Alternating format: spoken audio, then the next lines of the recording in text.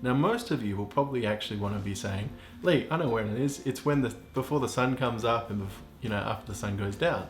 And you'd be correct in saying that, because typically those sorts of times are the golden hour. We refer to it as the golden hour because that's when the light is the best. So you don't have these huge contrast problems when the sun's up, where you have to sort of underexpose the sky and overexpose the foreground, and you get some contrast issues.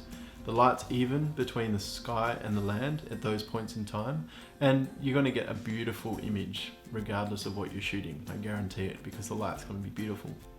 So typically either side, whether you've got the dawn and dusk, it's around sort of 20 minutes. You can stretch it to half an hour if you want. So typically we say the golden hour is about an hour of photography during those sorts of times.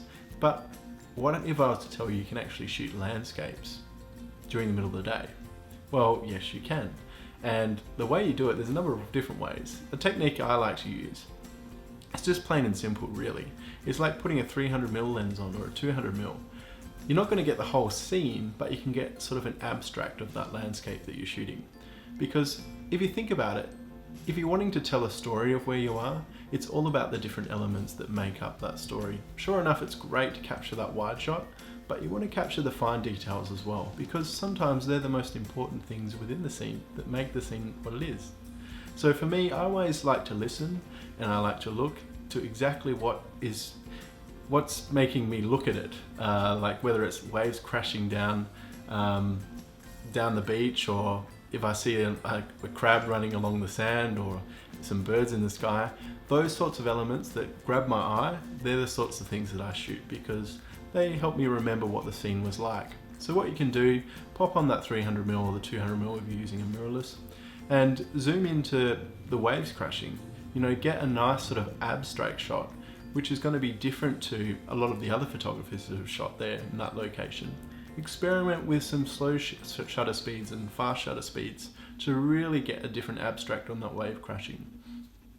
The other thing you could do is put a macro lens on and shoot macro during the middle of the day. I know I did that recently at the Jay and Verena Patel Landscape Photography Workshop in Port Stephens in New South Wales, and that was absolutely spectacular. I got some great macro shots. The other thing you can do if you don't want to go down the telephoto or the macro sort of way, is you can actually get a big stopper, or you can get like a graduated filter or a circular polarizer, something that's going to cut the light into your lens. So it means that you can have a longer shutter speed, and you can get some really cool results, like some nice abstracts of waves coming in. They look awesome with black and white. So have an experiment with those with your wide angle lens if you've got the opportunity to go out and try some filters. So those things are a couple of things just to help you get out there during the middle of the day where you think, the light's too bright, I can't get out there and shoot. Well, yes, you can.